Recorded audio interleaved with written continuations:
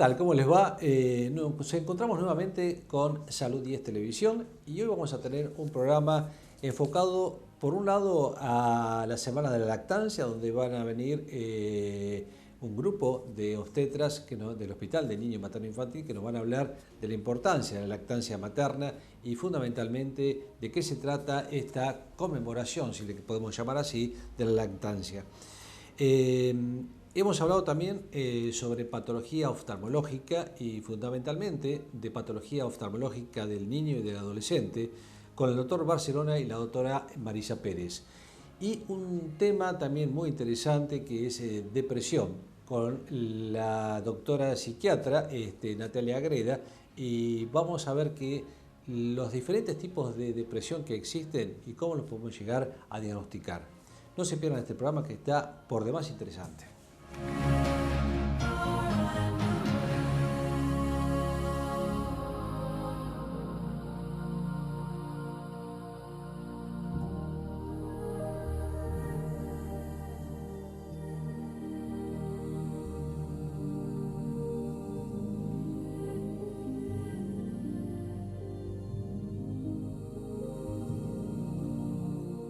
Como dijimos hoy, íbamos a tener un tema psiquiátrico y vamos a hablar con la doctora Natalia Agreda, que es especialista en psiquiatría, y ella nos va a comentar un poco un tema que realmente muchísima gente padece, muchísima gente piensa que lo padece, y hoy por hoy es bastante nombrado, que es la depresión.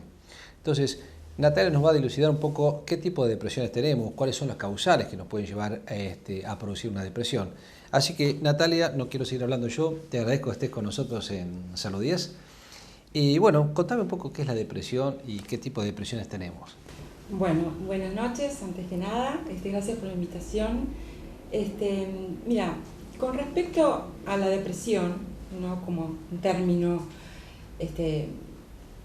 deriva del latín, ¿no?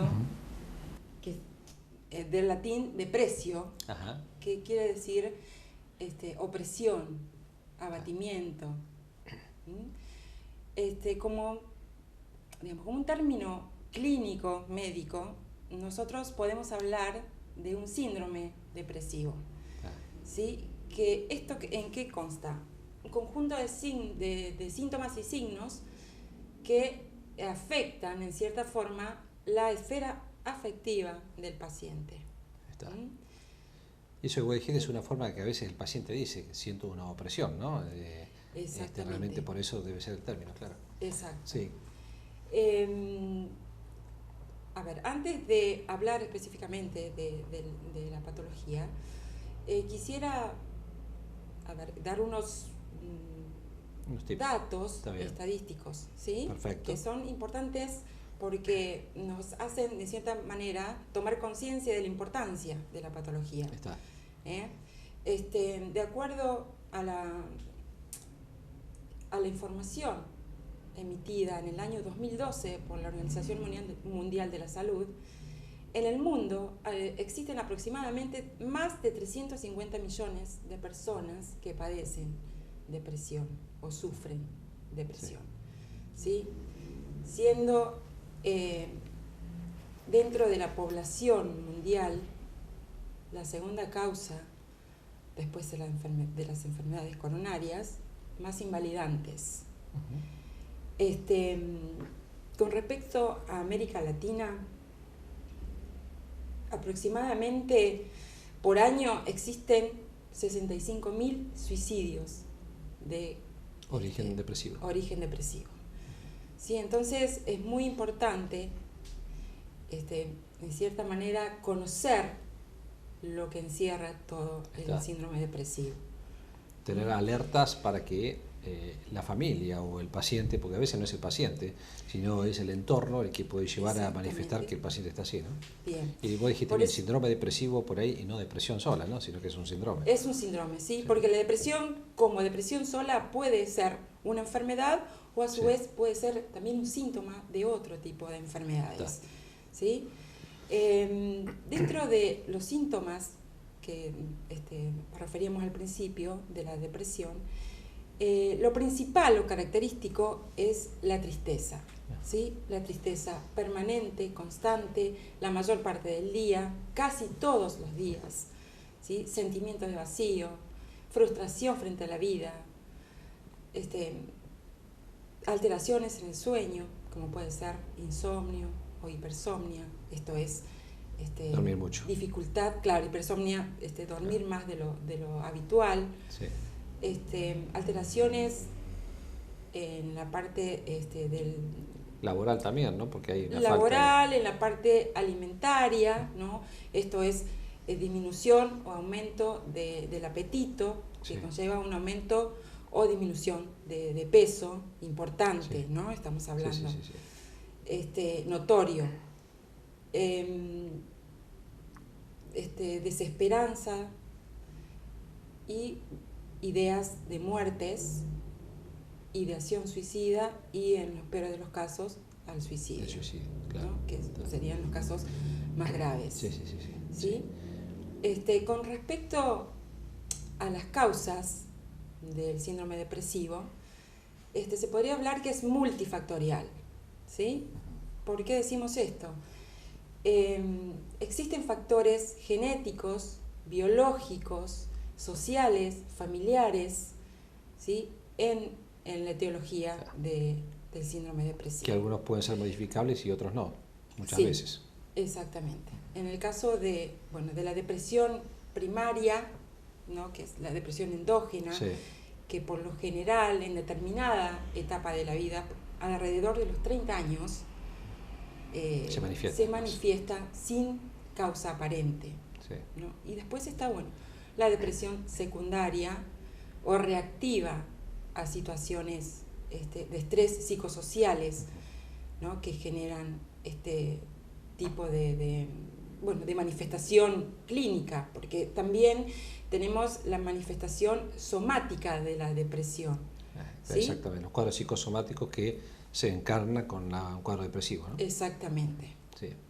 Los temas sociales yo creo que deben ocupar un punto muy importante dentro de la depresión exógena, ya sea la falta laboral, los problemas de integración dentro de un grupo, de una ciudad, etcétera, ¿no? Sí, es muy importante, más en estos tiempos donde todos los que son factores de incertidumbre. Sí, de incertidumbre, frente a la pérdida de un trabajo, Sí. Frente a problemas económicos, de pareja también. Frente a duelos patológicos o duelos no resueltos, ¿no? Que llevan de cierta manera a la depresión. Ahora te pregunto un tema, sí. una cosa, Natalia. La depresión o el síndrome depresivo es un tema que lo deben ver el psicólogo, el psiquiatra solo o ambos a la vez.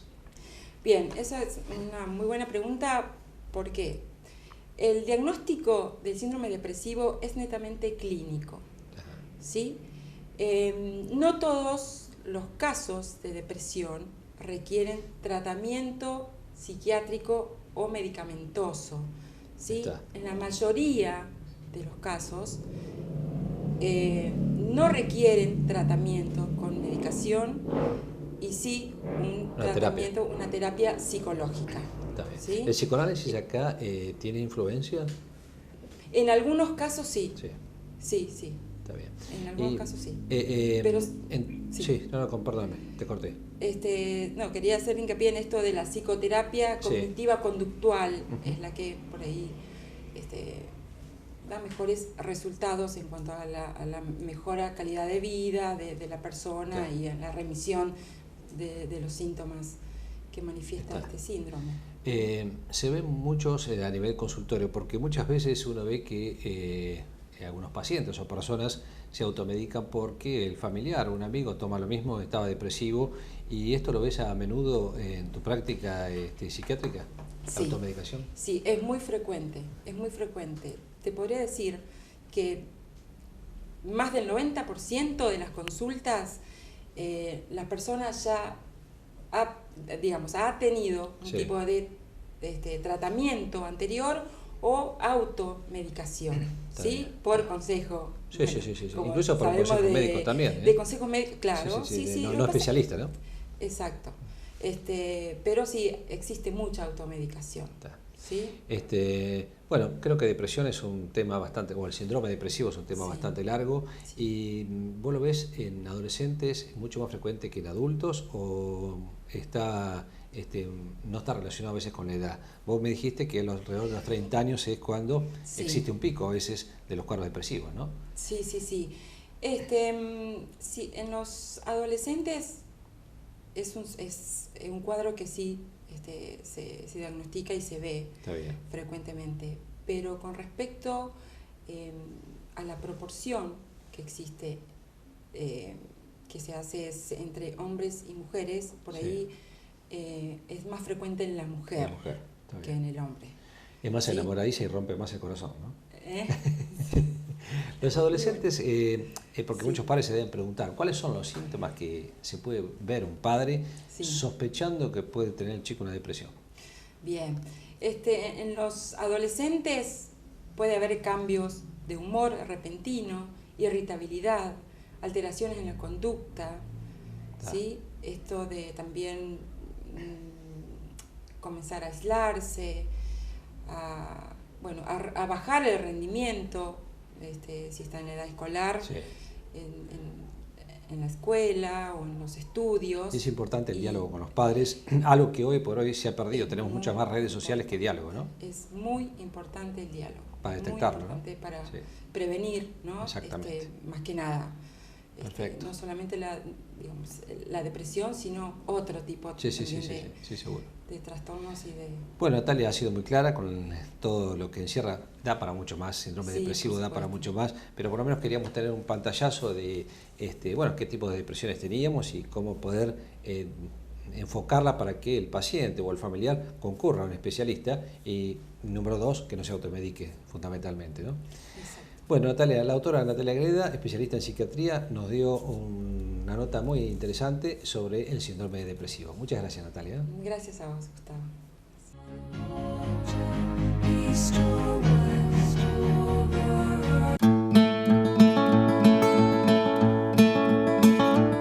Hola, buenas noches.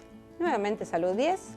Un tema que ayer me encontraba con una señora y me decía, tema galletitas sin sal, comida sin sal. A ver, empecemos por lo primero, ¿sí?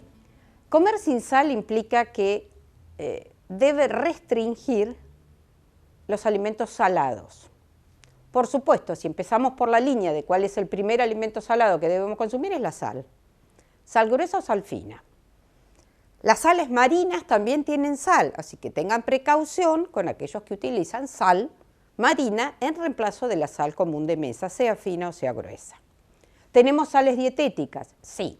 Hay sales dietéticas con menor tenor de sodio y hay sales dietéticas a base de potasio, que estos son los que a veces pueden consumir determinados pacientes renales o no. Estas son sales que debemos consultar o al cardiólogo, a su clínico o a su nutricionista. Las sales que han salido ahora, que es la línea verde o las de corazón saludable, lo que quieren decir es que tienen un 60% menos de sal. Y eso es una ventaja. No nos estamos pasando una sal con un sodio diferente, sino que a menor cantidad. Por más que yo incorpore mucha cantidad del hecho de agregarle sal, le estoy agregando un 60% menos. Y a veces es un buen dato. O sea, si voy a hacer el robito de consumir sal, por lo menos elijo una sal dietética o una sal con menos sodio. Todo el resto de los alimentos que tengan lata, paquete, frasco, que estén conservados, tienen conservadores a base de sodio. Montones de, si uno mira, tienen diferentes números, a veces los conservadores o aditivos, pero todos tienen sal porque a veces son a base de sodio. Ustedes recuerden que en épocas ancestrales el sodio, los curados de las carnes para conservar se hacían con sal, ¿sí? Entonces, el charquitos, estos que se envolvían en sal para conservar. Por lo tanto, todos los conservadores industriales tienen sal. Entonces, ojo con los hipertensos.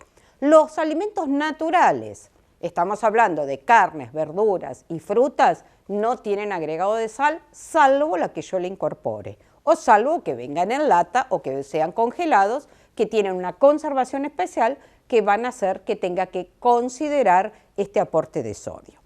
El resto de los panificados o aquello que venga en paquete puede tener el agregado o no de sal. Hay muchas harinas que llevan leudado que tienen agregado de sodio en su constitución, pero no le agregan extra. Entonces, muchos de los productos que encontramos sin sal, ustedes van a ver que dice sin sal agregada. ¿Por qué? Porque quizás tenga algún conservador, algún aromatizante o algún colorante que tenga a base de sodio. Entonces, tengo que considerar. Cuando tenemos en cuenta que un alimento no lo vamos a considerar como rico en sal, cuando dice que tiene hasta 120 miligramos de sodio en su constitución. Puede estar rotulado como bajo sodio o sin sodio, pero algo quizás tenga porque tenga algún ingrediente que sea a base de sodio. Otra cosa es el agregado de sal o de un conservador en muchísimo más cantidad. Hablemos de fiambres y embutidos, obviamente son muy ricos en sal. ¿Puedo hacerlo casero? No siempre se puede llegar a tener una curación o una conservación sin el agregado de sal. Por eso hay que estar muy atentos. En cuanto busquemos galletitas, estas que dicen bajo sodio, sin sodio, fíjense que tengan hasta 125 miligramos de sodio. Hasta ahí lo considero con bajo sodio. Con respecto a los panes lácteados vienen panes especiales sin sal, los demás tienen agregado de sal. Por más que no diga salado, tienen agregado de sal. Si ustedes logran ver en las etiquetas, que a veces son tan chiquititas que es casi imposible, dicen el agregado de sal. Hasta algunos condimentos, sobrecitos que vienen de condimentos o tipos chimichurris o mezclas, tienen agregado de sal, así que considérenlo. Quiero hacer un chimichurri y lo hago casero, con hierbas frescas, con hierbas secas, que sean bien independientes, y puedo hacer un chimichurri para tener esto de darle un sabor diferente. ¿Por qué? Porque no es lo mismo salado a picante. Yo puedo comer sin sal y comer picante. La diferencia es que no le toca agregar sal, pero sí puedo comer algo picante con todos los condimentos que usted quieran, que sean frescos o naturales o que sean desecados. Considero estos que vienen envasados. ¿Qué estoy hablando? Salsa de soja, ojo, tiene 2.300 miligramos de sodio. Vienen salsas de soja sin sal agregada, que tienen mucho menos si es una manera de poder usar una pizquita en algo que le quiero dar sabor. Todo lo que es conservantes de los aditivos de mayonesas o a base de tomate, cualquiera de estos ingredientes a base de tomate o las mostazas también tienen agregado de sal. Las aceitunas, lo que viene en picles, todo tiene agregado de sal. A diferencia de lo que viene en escabeche, que si yo lo hago casero puedo evitar agregarle sal y solo le agrego el agregado de pimienta o algún otro saborizante. La panificación, todas las panaderías hacen panes sin sal, o sea que estaría solucionado. La compra de galletitas vienen sin sal, las dulces tienen sal, a esto es lo que les estoy diciendo de la conservación, por lo tanto tengo que tenerlo en cuenta. Lo que es pastas, todo lo que es pasta seca tienen solo el agregado de sal que tienen las harinas, por lo tanto es un alimento totalmente aceptable en una alimentación baja en sodio. Sí tengo que tener en cuenta las que son rellenas, ¿sí? Sorrentinos o de pronto o ravioles. ¿Por qué? Porque muchas veces sean secos o frescos, les agregan sal. Entonces, avisar en la casa de pastas que uno va a comprar si tienen pastas sin sal. Obviamente que estas pastas sin sal rellenas serán sin el agregado de jamón. Puedo hacerlos con un queso, puedo hacerlo con una ricota o con cualquier verdura o pollo, y especialmente que sea sin sal. Así que esto sí a considerarlo en los planes de alimentación. Consideren que el plan de alimentación para un hipertenso, lo ideal es que se cocine todo sin sal y se separe en el momento de la condimentación. No hacer del hipertenso que siempre coma un plato diferente. O sea, que las pastas del domingo el hipertenso las pueda comer y no que lo dejemos de lado haciéndole unos tallarines de paquetes y todos los demás comen sorrentinos. Hacer sorrentinos que puedan ser adaptables perfectamente al paciente hipertenso. Consideren algunos edulcorantes, todos los que vienen a base de ciclamatos son ciclamatos de sodio, entonces tengan en cuenta que estos también tienen sodio. Donde uno quiera creer está metida la sal. Entonces, tenemos que aprender a leer las etiquetas. Ante la duda, no lo consumo. Y ojo con los calditos, algo que me olvidaba. Los calditos concentrados en polvo o como quieran que los compren, tienen sodio. Son los alimentos o los productos más ricos en sal. Tienen entre 2.600 a 2.800 miligramos de sodio. Por lo tanto, consideremos, no le agrego un cubito a algo que digo, ¿y como sin sal? Ya le agregué un montón de sal con solo agregarle un cubito. Recurramos a los que vienen sin sodio, que tienen menos sal que los comunes, pero es una manera de poder utilizarlos. Entonces, tema que creo que queda aclarado, cómo identificar este grupo de alimentos. Seguiremos tratando otro de los alimentos o los agregados de azúcar o modificación para los diabéticos, tema que también nos han pedido, así que en próximos programas iremos solucionando todas las dudas que ustedes tienen y que por eso es el fin de este programa. Siempre se los digo, hagamos prevención para tener una salud 10. Gracias y hasta un próximo programa.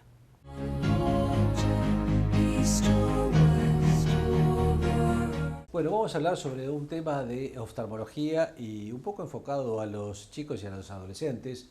Y hemos invitado a un matrimonio de oftalmólogos de nuestro medio, que es la doctora Marisa Pérez y el doctor Fernando Barcelona. Gracias por estar hoy con nosotros. Gracias por la invitación. Y bueno, vamos a ver, un poco, muchas veces los padres se preguntan si mi chico ve bien o no, cuándo lo tengo que llevar al oftalmólogo realmente. Si tiene algún problema, ¿cómo me entero? Si el nene está bien, a veces los maestros se pueden dar cuenta en la escuela o no, pero ¿cómo te consultan a vos a veces o cómo tenés que avisarle a los padres si el chico ve bien o no? Es una pregunta muy frecuente en el consultorio de todos los días. Sí. Por suerte hoy los controles han cambiado mucho. Antes nos llevaban al consultorio de un oftalmólogo, de un oculista cuando nos pasaba algo o cuando los maestros advertían algún problema. Sí. Hoy en día, gracias a la pediatría, que ha avanzado muchísimo también, los chicos son enviados al oftalmólogo desde que nacen. Les hacemos un control cuando nacen, sobre todo si tienen bajo peso, si son prematuros. Les hacemos un control al año a todos los chicos, a los 3 y 4 años es el control principal al ingreso escolar y al ingreso a la secundaria. Es muy difícil que hoy en nuestro medio se nos escape un chico que no ve y que la maestra tenga que mandarlo al consultorio porque nadie se dio cuenta. Están dadas las bases para que el chico vaya 5 veces al consultorio hasta los 18 años. Esa prevención fue específicamente, está enfocada desde el pediatra hacia ustedes. Sí, el pediatra fundamental, la neonatología comenzó a cuidar los ojos. Hoy viven chicos que nacen con 400 y 500 gramos, que antes era impensado. Exacto. Y entonces están mucho tiempo con lámpara, mucho tiempo en la incubadora y tenemos que cuidar los ojos porque después son chicos que no tienen ningún problema, chicos sanos y si no ven estamos frente a un problema que se puede evitar. Ahora voy a volver con vos con cuáles son las patologías más frecuentes en los chicos, pero te voy a preguntar, Fernando, vamos a pasar un poquito más grande, los chicos un poquito más grandes. Y no es raro que estén todo el día con el celular, con el WhatsApp, con la computadora, con la tablet. Y eso puede dañar, aparte de idiotizar un poquitito, ¿no es cierto? Pero puede dañar la parte ocular. Un daño esencial orgánico no va a provocar en la vista. Lo que provoca generalmente es mucha sequedad, porque el chico parpadea muy poco por eso mismo. Sí. Porque está como congelado, idiotizado, ya sea con la tablet, con el WhatsApp, con la computadora.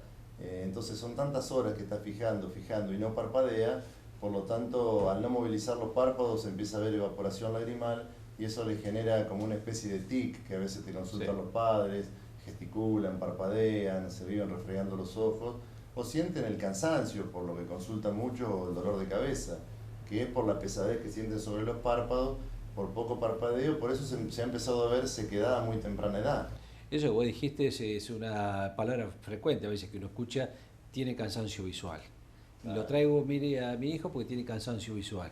Claro, es lo realmente traen como si fuera como si se le cansaran los pies, pero en realidad o te piden un anteojo de descanso, que en realidad si vos no tenés realmente una enfermedad en la vista o sos miope o tenés astigmatismo, hipermetropía, por ahí no precisás un anteojo.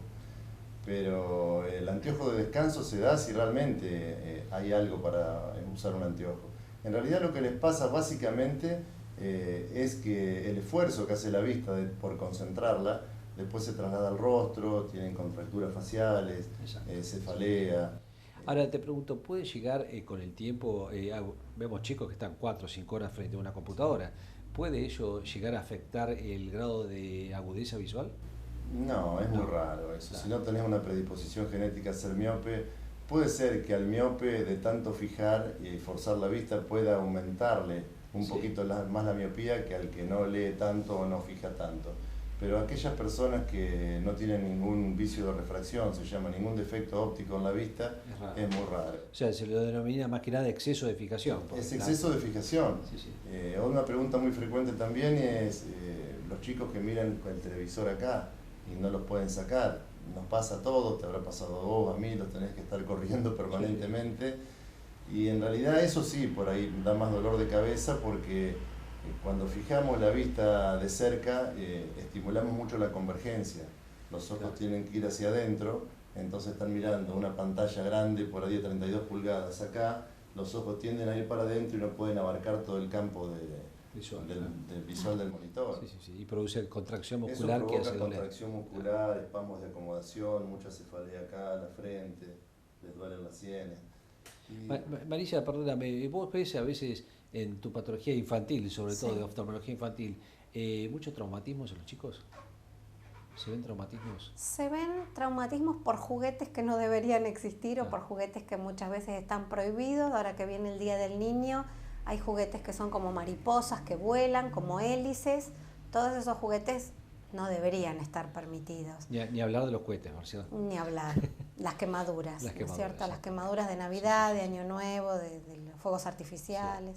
¿Y cuáles son las patologías más frecuentes que puede tener un chico? No traumáticas me refiero, ¿no? Si nos referimos a los bebés, lo más frecuente que estamos viendo es la falta de maduración del lagrimal, lo que los padres llaman el lagrimal tapado. Eso es algo muy común, que es madurativo, que se ve más que antes, quizás como muchas patologías, porque lo vamos a buscar y lo detectamos y los vemos a todos. Otra consulta muy frecuente de los padres hoy en día es si mi hijo desvía los ojos. Y muchas veces en los niños menores de 3 años, el ángulo que hay entre los ojos es mayor por una condición de crecimiento óseo facial que en el resto de las personas, y entonces tenemos menos amplitud para ver el ojo, pero nosotros los medimos con ciertos aparatos en el consultorio y sabemos si los ojos están normales o no.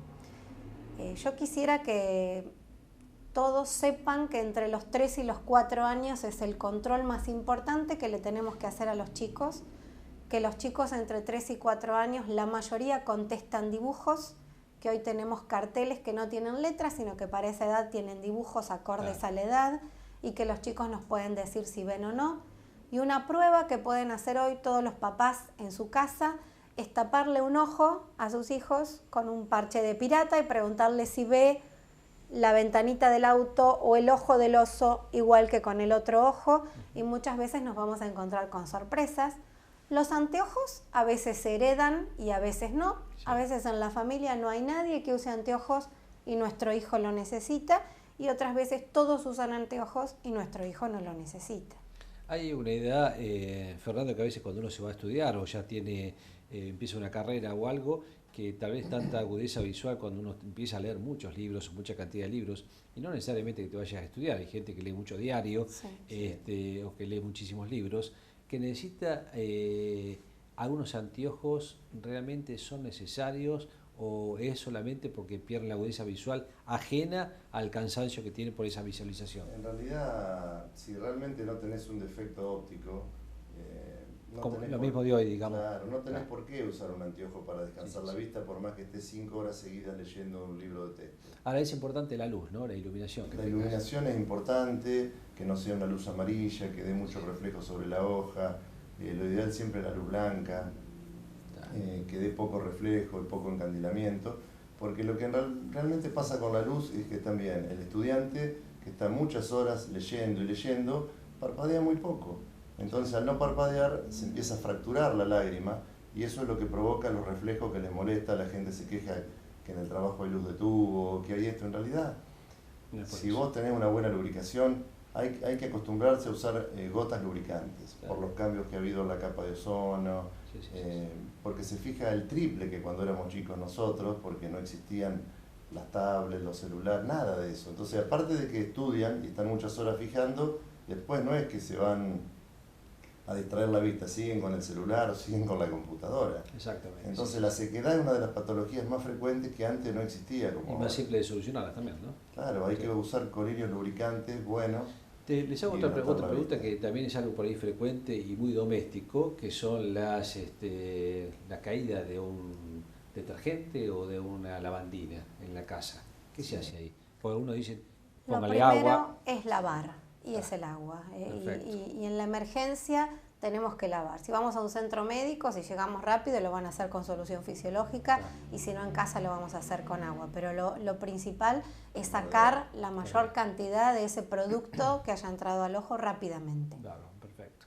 Bueno, creo que han sido muy explícitos en varias patologías. Ustedes saben que en oftalmología tenemos muchísimos temas para hablar, pero bueno, acá en televisión un poco el tiempo a veces nos apremia, y les agradezco porque tuvimos una noción de mucha patología infantil, de cómo prevenirla, y acuérdense que a los 4 años es importante que su hijo haga un control de su salud oftalmológica fundamental. Perfecto, muchas gracias a vos por la invitación.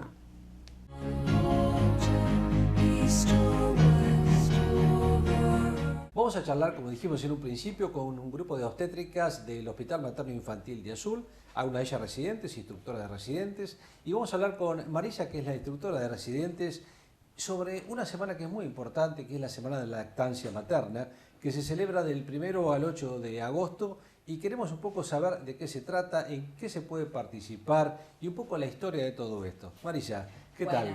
¿Qué tal? Muchísimas gracias por invitarnos y tenernos en cuenta.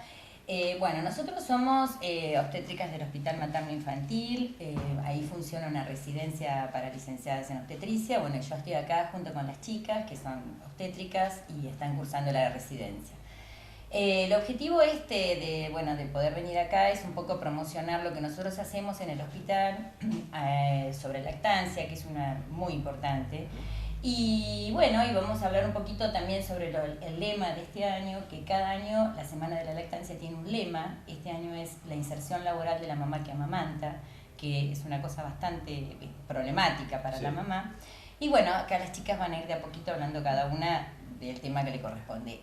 Nos acompañan Guillermina Preciado, que es la jefa de residentes, Bárbara Tapia, que es residente de segundo año, Yanela Sterkel, que es residente de primer año, y Mariana Brelis Herrera, residente de segundo año. Así que bueno, a ver, empezamos. Bueno, con respecto a la historia de la lactancia, a lo largo de los años siempre ha sido un tema muy controversial. Ya desde la antigua Roma y Egipto se promovía la lactancia materna, y también hay imágenes donde se puede ver a la Virgen María amamantando a Jesús. Pero esto no era suficiente para los nobles en el siglo XII y XIII, porque ellos promovían la alimentación a través de nodrizas. Hasta que María Antonieta generó un gran conflicto en todo lo que es la nobleza, amamantando a 7 de sus hijos.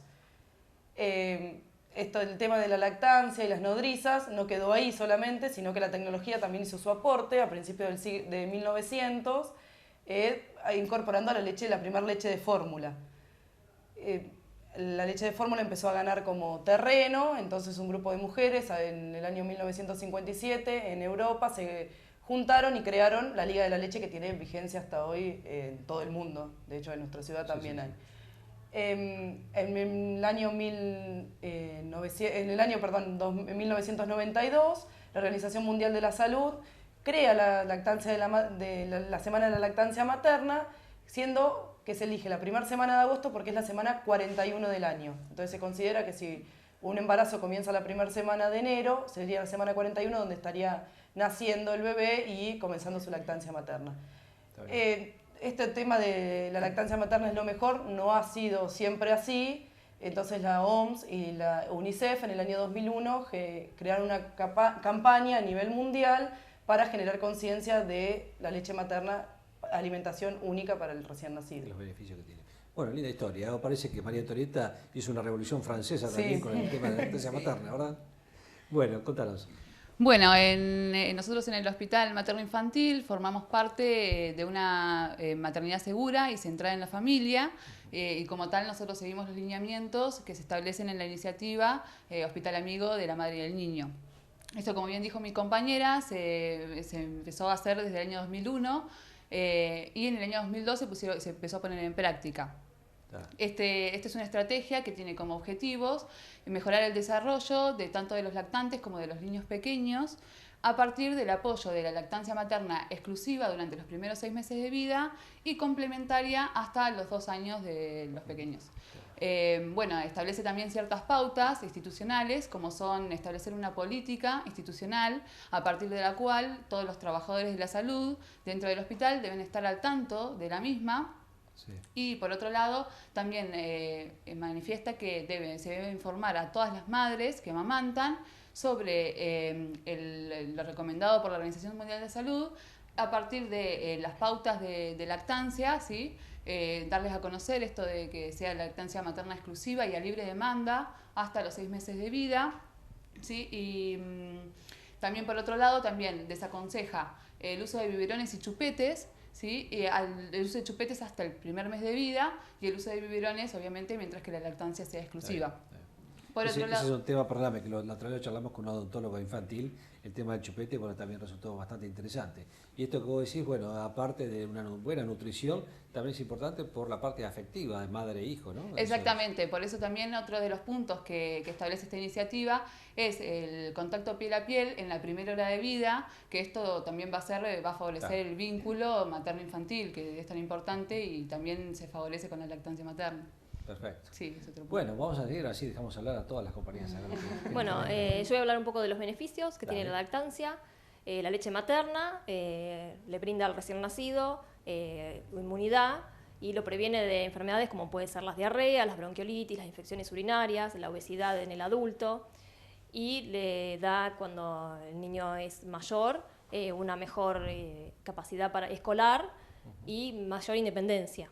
Con respecto a la madre, el principal beneficio que tiene es una menor hemorragia posparto, una rápida recuperación física y del peso, y bueno, lo más importante es el vínculo que se crea entre la madre y el niño. Es por eso que nosotros en la maternidad lo que intentamos es, luego del parto, si el recién nacido está en condiciones, ponerlo inmediatamente al pecho de la madre en la sala de partos. Sí. Y lo que le recalcamos a las madres es que el primer mes de vida sea exclusivo para el cuidado del niño y la lactancia. Para esto, cuando las madres están internadas, nosotros les brindamos apoyo, les enseñamos las técnicas de la mejor puesta al pecho y la mejor lactancia. Una vez que las madres se van de alta, las citamos a los 10 días, tenemos un consultorio de puerperio y de lactancia, donde se les brinda apoyo y sobre todo en situaciones especiales, porque a veces hay niños que nacen prematuros, con labio leporino, con síndrome de Down, lo que no significa que no se puedan amamantar, pero necesitan distintas técnicas, más apoyo. Entonces, junto con los servicios de pediatría y de odontología, se les brinda apoyo a las madres para que puedan amamantar. Yo le pregunto una cosita antes de terminar con vos. ¿Por qué hay madres que no aceptan muchas veces la lactancia materna? ¿Es por comodidad? ¿Es por sus actividades sociales, sus actividades laborales? Las mujeres sabemos que trabaja hoy por hoy a la par del hombre. ¿O es porque hay falta de información o desconocimiento de la importancia que tiene esto que es la lactancia materna? Y es cultural. A veces pasa que se transmite a lo largo de toda la familia. Hay familias enteras que no amamantan, porque vos no, o sea, por ejemplo, a la abuela le dice, no, vos no tenés leche, si yo no pude, vos no vas a poder. Entonces, como que a veces romper con esos mitos que hay en la familia es muy, muy complejo, porque hemos intentado con chicas adolescentes que vienen y que hasta ellas a veces tienen deseos de amamantar, y la abuela, la madre, o sea, la madre de esa mamá adolescente y la abuela de esa mamá adolescente dicen, nosotros no pudimos, no insistas porque esto no. Otras veces, por pudor, que por ahí mostrar el pecho materno, por ahí les da como un poco de pudor. Y a veces es comodidad también, porque a pesar de que pasa más por ahí. Claro, a pesar de que campañas de concientización, creo que todos los años estas se van a hacer siempre, y ustedes están continuamente en vigencia con el punto de vista de la educación y de digamos, de conocimiento que se hace en este tipo de campañas, ¿no? Sí. Así que, El tema de la comodidad es que porque por ahí el uso de amamantar hace que uno tenga permanentemente que estar en contacto con el bebé y llevarlo consigo y estar pendiente. Bueno, entonces muchas veces ese niño es depositado a su madre o a su abuela, bueno, a los mayores, y la mamá, jovencita en la mayoría de los casos, puede seguir con su vida como si nada. Entonces son temas profundos en sí, con una raíz muy profunda, porque hablamos de una mamá adolescente, de mitos que no se pueden romper, o sea, no es tan simple. Sí, es todo un abanico de cosas, como decís. Bueno, vamos a ver ahora el último eslabón que nos vas a hacer un comentario y bueno, te escuchamos a ver qué... Bueno, como ya dijeron mis compañeras, el tema de este año es amamantar y trabajar, ¿sí? Es importante que todas las mujeres que trabajan, como usted dijo, conozcan sus derechos, ¿sí? Se debe garantizar, el empleador debe garantizar que la madre de amamantar está contemplado por la ley, 1 hora diaria, ¿sí? Y la madre que tiene su hijo prematuro, esta licencia se extiende un poco más por los cuidados que el niño necesita. Estos conocimientos básicos están contemplados fundamentalmente por 3 pilares, que es el tiempo, el espacio y el apoyo de nosotros, de los trabajadores de salud, el tiempo que, bueno, como bien dije, está contemplado por la ley, y el espacio que debe ser garantizado, ya sea por el empleador o puede ser consensuado si es que no lo tiene. Con respecto a técnicas adecuadas, como por ejemplo la extracción de leche, es algo básico que a la hora de salir de la casa las mujeres por ahí no lo conocen, para continuar la lactancia materna. Si bien algunas mujeres la conocen, es una técnica adecuada, es fácil, se debe realizar la extracción manual o con un sacaleches y se debe conservar a temperatura de ambiente, dura de 6 a 8 horas, en la heladera dura hasta 72, en el congelador 3 meses y en el freezer 6 meses. Esto es importante porque a la hora de dejar a la madre a su hijo, lo deja en una persona, al cuidado de una persona, y debe conocer cómo se debe calentar. Es algo básico que por ahí no lo saben y uno lo debe conocer para continuar la lactancia materna. Por ejemplo, no se debe calentar en el fuego ni en el microondas.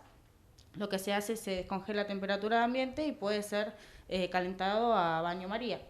Estos son técnicas... Son unos tips muy importantes realmente, porque hay gente que por ahí lo del microondas es algo bastante habitual. Es algo común que por ahí la gente desconoce y lo realiza sin conocer. Bueno, ¿y en qué consiste un poco, por ahí te pregunto a vos, Marisa, que sos un poco la instructora, ¿qué consiste un poco de esta semana, ¿no es cierto? ¿Qué puede colaborar la gente o qué puede participar más que nada, ¿no? Sí, bueno, esta semana tenemos organizada distintos tipos de actividades. En principio, el lunes, una charla para todos los trabajadores de la salud. No importa que no sean del hospital, pueden ir cualquiera, lo vamos a hacer en el Hospital de Niños, en el Salón de Actos a las 10 de la mañana. Es para que todos trabajemos hablando el mismo idioma. Eso es muy importante en lactancia. Desde la señora que recibe a la paciente en la mesa de entrada hasta nosotros, las obstétricas, los médicos, todos debemos hablar el mismo idioma. Después, martes y miércoles va a haber 2 charlas en los distintos CAPS, en el 5 y en el 6, creo que es a las 10 de la mañana también. Sí, el miércoles en la unidad sanitaria número 5 y el martes en la unidad sanitaria número 6. Bueno, y lo más importante que vamos a hacer, para nosotros estamos re contentos porque es la primera vez que lo vamos a hacer la fiesta de la lactancia. Vamos a convocar a todas las mamás que vienen a nuestro consultorio de lactancia, puntualmente esas las vamos a llamar. Al resto está abierto a toda la comunidad que desee, porque ahí vamos a reunirnos con las mamás que amamantaron o que están amamantando y ellas van a contar su experiencia entre ellas. Ya, mira, a mí me pasaba tal cosa, yo hice tal cosa o hago tal cosa, bueno. Y las dudas que tengan, bueno, también las vamos a evacuar. Vamos a hacer como toda fiesta, va a haber una torta, va a haber globitos, gaseosa. Y bueno, y qué sé yo, estamos muy contentos porque... Madres embarazadas que van a tener su... Sí, también madres embarazadas, porque bueno, para ir embebiéndose del tema. Y bueno, estamos contentas porque realmente ha ido creciendo junto con la residencia, lo de la lactancia en el hospital. Se nos han acoplado a este proyecto, bueno, los pediatras siempre lo han hecho, pero ahora trabajamos mucho más en conjunto con los pediatras y con la neonatología. Y un poco todo el hospital va de a poquito entrando en tema. Sí, y la verdad es que nos alegra un montón. Así que estamos contentos. Bueno, les agradezco mucho porque es un tema bastante interesante y que lo conozca la población en general, que participe y que todas aquellas que van a ser madres o que son madres, que por favor hagan muchísimo hincapié en lo que es la lactancia materna, porque ustedes han escuchado todos los beneficios que esto realmente brinda. Bueno, muchísimas gracias a todas por haber estado en el programa. Bueno, gracias. Muchas gracias.